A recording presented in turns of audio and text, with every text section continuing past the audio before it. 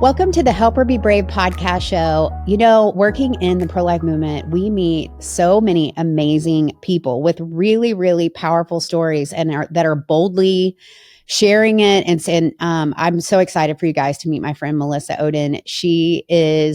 We know each other because we speak through the same speakers bureau, and she works with my son Jess, which is awesome. But she has such an amazing story that I just really wanted all of our listeners to hear. It's so powerful, and because you're a miracle, Melissa. Really, you really, really are a miracle. So I'm just going to let you go for it. You share. Tell your story. Well, first of all, I'll fangirl for a hot second, right?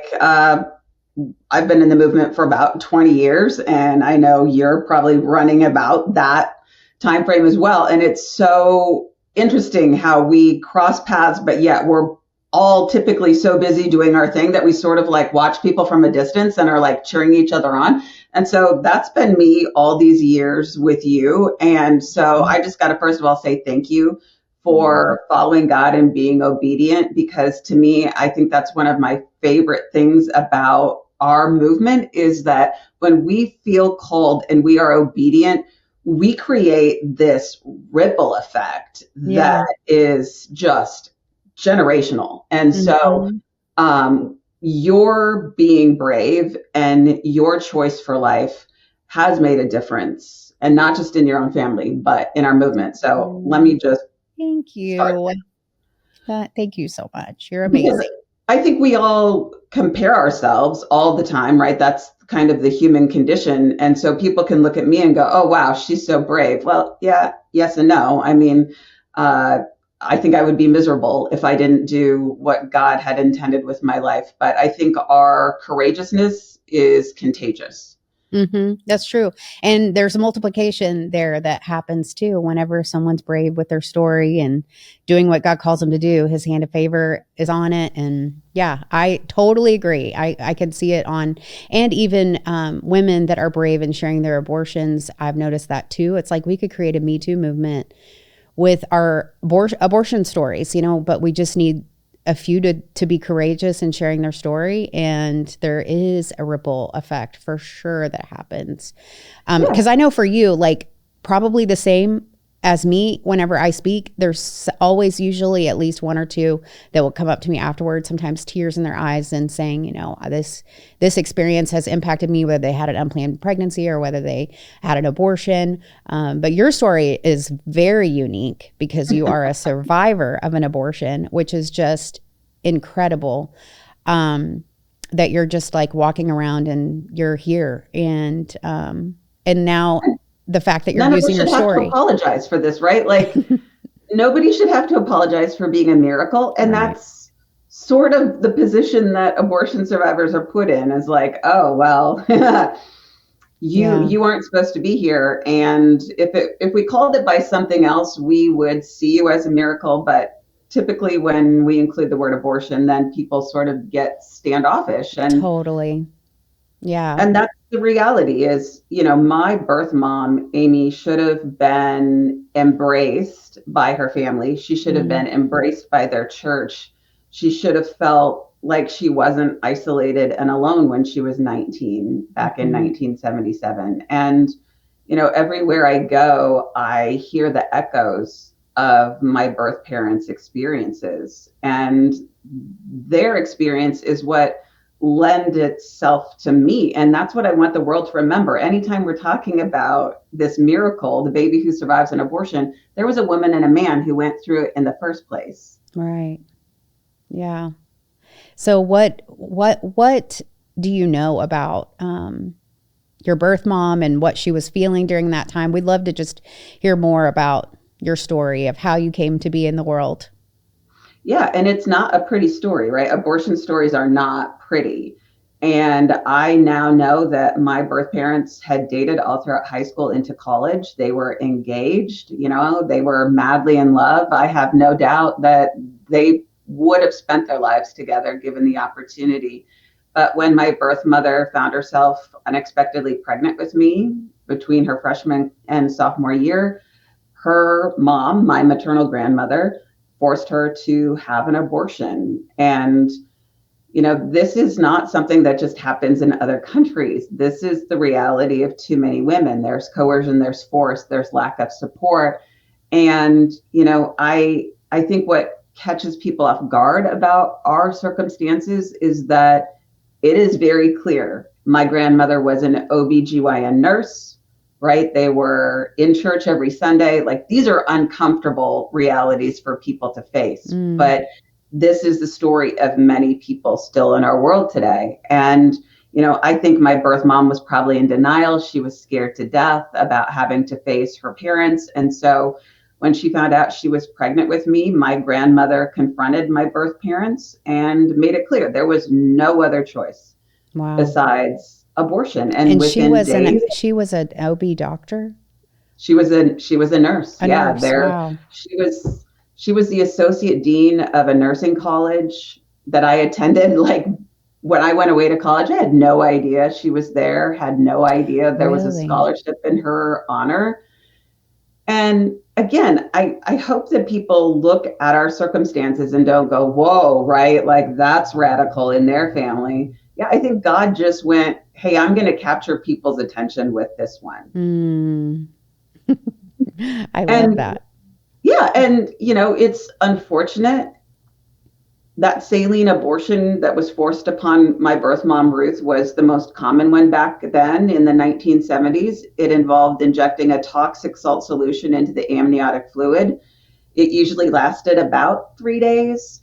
The child, if they were fortunate enough by the standards of abortion, if they were fortunate enough, their life was ended within about 24 hours. And then the rest of that time was spent inducing labor. And of course, the expectation was that a dead child would be delivered in the final step. And how far along was she?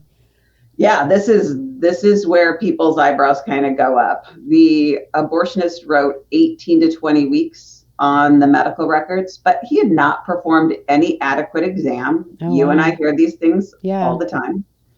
And in reality, when I was finally born alive after 5 days of soaking in that abortion, they could not successfully induce her labor. And so when I was finally delivered alive, I weighed almost 3 pounds. And so they remarked in my records, she was probably 31 weeks. Hey guys, we have a really cool new resource that we would love to get into your hands. It is called Life Support, and it's a quick guide to the pro-love movement. So it gives you lots of ideas and an overview of the whole pro-life movement. It's a little quick download. It's not a deep read or anything like that, but it just kind of gives you an entry point into the pro-life movement of where maybe you might want to get involved. So if you go to helperbebrave.com and you scroll to the bottom of the page, fill that little thing out, and it will get straight to you, and you will have so many great ideas of maybe something that will connect your heart to where you want to start to serve in the pro-life movement. So go check that out, helperbebrave.com. Going through that, has that affected your body now? Yeah, and that's one of those major questions that people have, right? Is like, so what are the long-term effects of this? And in reality, people wouldn't guess. If I didn't share my story, you wouldn't know if you passed me on the street. You wouldn't know if you passed most survivors on the street. Yes, some are missing limbs, some are disfigured, some have cerebral palsy. You name it, we see it at the Abortion Survivors Network. But yeah, most of us have invisible, lasting effects. So think self-identity, right? Relationship, all of those sort of things, even the spiritual aspect. But yeah, I was not in great shape when I survived that abortion. Respiratory, liver problems, seizures. I presented with so much distress. They were really guarded about what my future might look like. And, I am so grateful that my parents adopted me and had no doubt that they were called to be my parents. Aww. I'll never know how many families were approached first, but what I do know is my mom and dad were meant to be my parents. Wow. So do you know anything about obviously you being born alive was probably completely shocking to the doctor, to your birth mom, to your birth grandmother, which was your birth grandmother a part of that process medically? And do you know anything about what they were thinking around that time? I don't know if you have a relationship or ever talk to them now to Yeah, know and that every side? survivor's experience is so unique. We found most survivors are raised by their moms who Mm-hmm. attempted to abort them. And that sort Wow. of blows people's minds at first Mm-hmm. until you take a step back and go, wait a minute, the baby was not the problem in Yeah. the first place. Mm-hmm. But that's not to say it isn't without difficulty, because you and I both know that people need support and healing, whether an abortion has been successful or not. For But sure. I found out my story when I was 14, and it Okay. was horrible.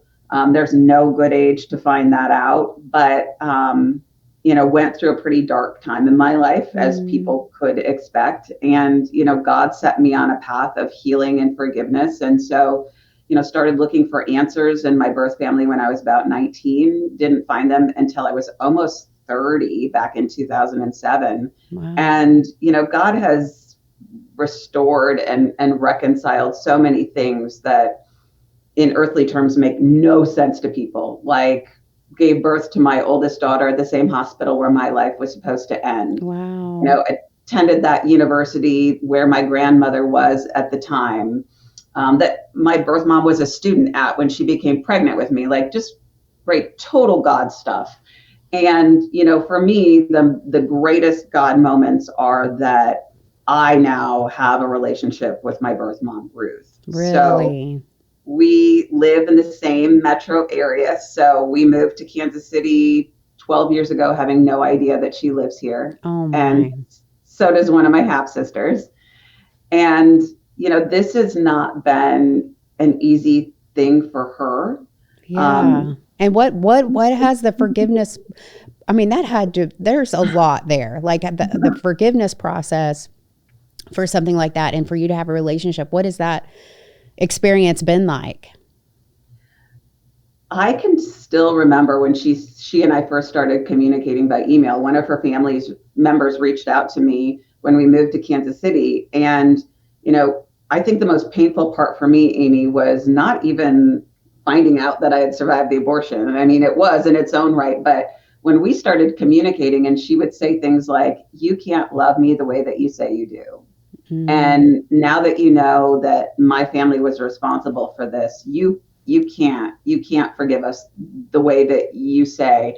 And I remember just being so gutted by that, because I was thinking, out of all the things somebody could accuse me of, that right. is honestly the most hurtful. But I had to realize that she was never loved the way that I was.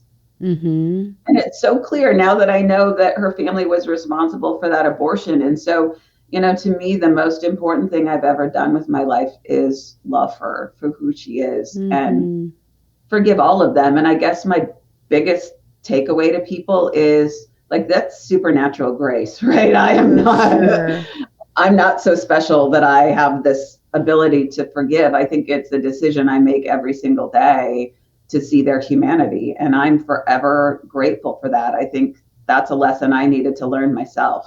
Yeah. And then to go through with the the trauma of having an abortion and then finding out that your baby lived and like what she must have carried for all these years.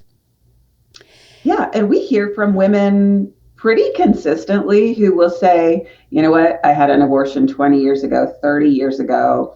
Could you please tell me if my baby survived? And that's one of the Wow. hardest things. And that's what I want to challenge the abortion industry about, is to say, if you want to say that this doesn't hurt anyone, then you be the one to answer these emails. You be the one to sit face to face with a woman who desperately wants to know that her baby survived, because that's better than the Wow. truth. Hi, friends. Amy here. I want to tell you about a company that's not only providing great cell phone service, but also making an eternal impact. Patriot Mobile is America's only Christian, conservative, pro-life mobile provider, and they are committed to empowering mothers with unplanned pregnancies to choose life. In fact, Patriot Mobile is proud to sponsor our annual fundraiser, helping Embrace Grace provide vital resources to women in need. And when you subscribe to Patriot Mobile, a portion of your bill goes directly to ministries like Embrace Grace. So every phone call, every text, every bit of data you use is helping build a culture that celebrates and protects life. And here's the best part. When you join today and use the code EmbraceGrace, you'll receive your first month of service completely free. So switch today and make your cell phone bill count for something bigger.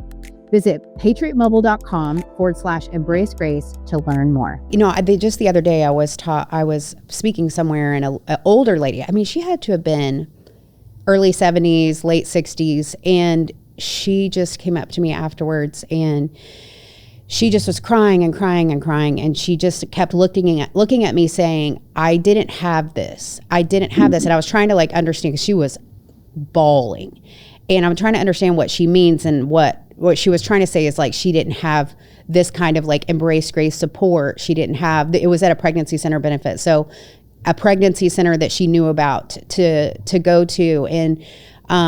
And she's just like, I mean, and it had to have been, you know, I think she said 40 something years ago, and to still, you know, carry so much pain from that experience, and for these doctors to just, you know, not think about the trauma around it, obviously for the baby, but also for that mom that, you know, is making this decision that maybe she wants it, maybe she doesn't. But Human Coalition has a stat, and I'll have to see where they got it from, but I guess it's from all of their women that have gone through their program. But 76% said that were intent to have an abortion. 76% said that if their conditions were different in their life, that they would like to have their baby. And, you know, how amazing that some of these organizations that are like, hey, how can we help your conditions be better? Like, what is it that you need to feel empowered in your life decisions, so that women don't feel like they have to go through something like that hurts so many people and ends the lives of so many children. And yeah, I'm sure. So you run the Abortion Survivors Network, which is totally amazing. Tell us a little bit about that, and that support that you're giving to these abortion survivors. Yeah, and not just abortion survivors, but their moms as well. You know, when I started out on this journey, I kept, you know, just like you said, everywhere we go, we hear somebody's story. And I did everything I could over the years to help survivors, whether it was, you know, connecting them with therapists, or helping connect them with, you know, having their voices heard on policy, or sharing their stories in various outlets. And, you know, all the while would pray like, Lord, please send me the people who can help my population. Like, I just want to help. And it took me probably 7 years or more of praying that prayer before I finally went, oh no, it's me. You called me, Lord. And, you know, I should have realized that. I have a background as a clinical social worker. I mean, geez, the writing was on the wall, but you know, I can't imagine, again, doing anything else but what I now do with my life. And so we offer healing support specialized to abortion survivors. We, you know, our youngest survivors, Amy, are babies in the womb right now who survived largely the abortion pill. And, you know, unfortunately, we know in today's world that if they've survived one abortion, they might be aborted again, because that is the new world with abortion pills. Women have so much more time, and they're really fear-mongered, especially about abortion survival. The kind of the default response is, you don't want to have this baby because you've probably caused them a lot of harm. And we come alongside them to say, let us answer your questions. There is always hope. You know, let us tell you about the people that we've served, who, you know, our youngest are babies in the womb. Our oldest survivors are, you know, people in their 80s and 90s who survived abortions. And so, yeah, we offer healing support. We offer community support. We offer opportunities for survivors to share their stories and have a voice. And that's very empowering, right? For sure. And we do the same for moms. So we are the only organization that has a community online where women can connect with other women whose abortions didn't go the way they planned, whether that's abortion pill reversal, you know, an abortion that failed, abortion that they stopped. And, you know, I can tell you that those women's voices are powerful. Yeah. And that is something that I think the abortion industry can never never combat is the voices of the women who have an experience to share as well. Hey friends, I want to take a quick moment to tell you about something really special, the Pro Love Collective. It's our community of monthly partners who make everything we do at Embrace Grace possible. When you join the Pro Love Collective, you're not just giving, you're saying yes to helping more single and pregnant women find hope, support, and a spiritual family. You're helping the church be the hands and feet of Jesus to brave moms who need to know that they're not alone. Every monthly gift, big or small, truly makes a difference. It helps launch more Embrace Grace groups and churches across the nation, provide baby showers and resources, and share the message that there is always hope. If you've been impacted by this podcast or believe in the pro-love movement, I'd love for you to join us today. Just visit embracegrace.com/give to sign up. That's embracegrace.com/give. Together, we can help her be brave. You know, this is our first season coming back. We took of the show. We took a couple years off. And so I don't think this season we've talked yet about abortion pill reversal. And I know a lot of people don't really know a lot about that. And I'd love for you to share about that, just for people to know that it exists. And also to answer that question that you had brought up just a few minutes ago about how so many women that maybe start or are interested in reversing the process are worried, like, is there something going to be wrong with my baby, because I started the process of an abortion. And if I reverse it, then what if, there's something wrong, which I've heard that too. I'd love for you to share, what do you share with these moms that reach out to you with the facts, like you were saying, that you'd love to give them? Yeah, well, and the best resource is through Heartbeat International. Yes. And so they have a nurse chat line, and, they do a phenomenal job of responding to women in a timely fashion. And, it's unfortunate that in many states, that kind of information about abortion pill reversal is often fought against. Right. And, the science is clear. Anybody who's had a baby knows that if you're at risk of miscarrying, you're given progesterone. Right. And that's what the abortion pill reversal process is about, is if you've taken the first pill and you haven't progressed to the second, then there is the ability to have progesterone provided that can reverse the process. And, I can't even remember how high the stat of success is right now, Amy. It's probably pushing at least over 60%. Yeah, that's what I heard. It's 60-something%. Yeah, and Dr. Delgado has a new book out about the stories of abortion pill reversal, and I can't think of the name of the book off the top of my head, but that's a great resource for people to read and to pass along to other people who somehow want to say that there are all of these risks with it. No, read the stories of the women and the children who have lived to tell the story about abortion pill reversal. Yeah. And I get to see those kiddos, in my feed every single day. I see kiddos, who are in junior high, who are in elementary school, who are living incredible lives. Yeah, we've had some Embrace Grace babies that the mom reversed the abortion and their babies were born, and they are miracles, and they're totally fine. Yeah. It's amazing. It is weird that there is so much pushback. I've heard people on the other side say, well, it's junk science, all of this. And it's just weird because it's like, if you're pro-choice, why do you care so much if a girl is changing her mind? Right. And they've already got their money for the abortion pills. That's done. So if she wants to change her mind, why are you pushing back so much? It's like really showing themselves, in that way. But I think that it's so important for all of us to be shining a light on the abortion pill reversal, that there's so many women, they're like, I didn't know that existed, that's amazing. And that there is, like you were saying, Heartbeat, they have the nurse, and I know time is of the essence once you start the first pill, so they have access to doctors that can prescribe that progesterone and start the reversal process, and even the support around that, of going through that. And I love that you guys are there as well, giving the care, the facts, the community that these women need, because I'm sure it is kind of a scary time if they're starting the reversal process and you're kind of waiting to see what's going to happen. I have a friend that tried to do the reversal and it didn't work.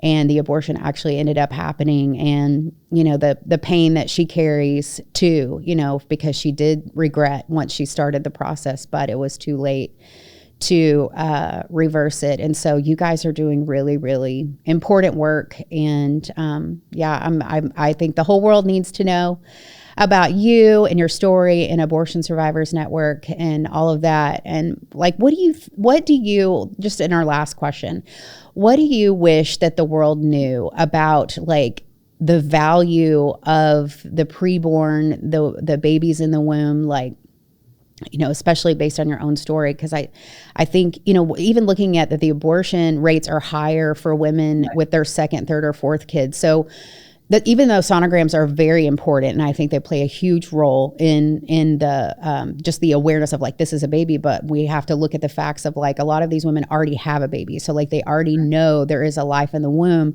but it's like they don't have a value, or maybe they're just looking at their circumstances more of the fact that there's an actual baby in the womb. Like, if you could tell people in the world about, just about the humanity and the Imago Dei, the image of God that we are carrying, what would you want to share? Well, and I said this to some college students recently, Amy. I challenged them and said, I want the world to put themselves in the shoes of an abortion survivor. Mm-hmm. I think we know that when we've lost, over 65 million lives to abortion, the people who could most tell us what the impact of abortion is will never be heard.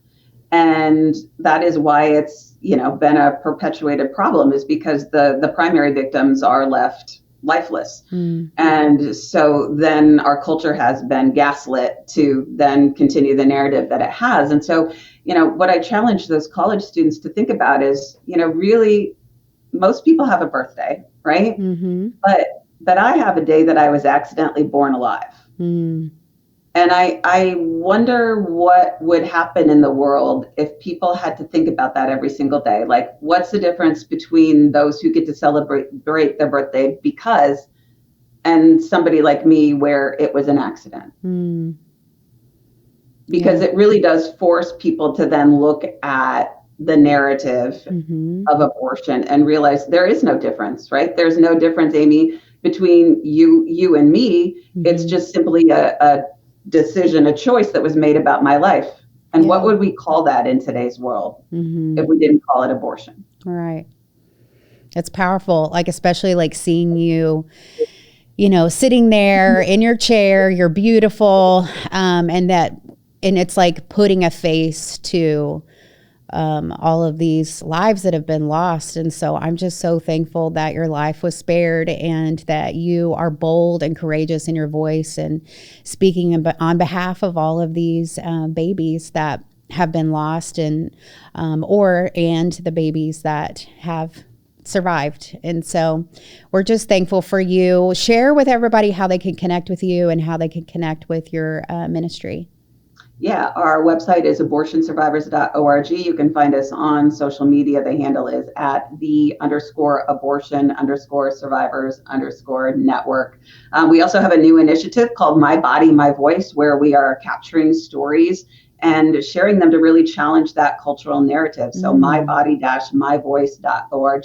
Ooh, okay. We'll put all of that too in the show notes and the captions and all of that. So Melissa, thank you so much for being on the show today. You guys definitely follow her and see all the great work that she's doing. And for everybody that's watching or listening, please share this podcast with your friends, subscribe, and tell everyone to watch and be aware of how we can help women be brave in this situation. Melissa, thank you so much. We'll see you guys next week.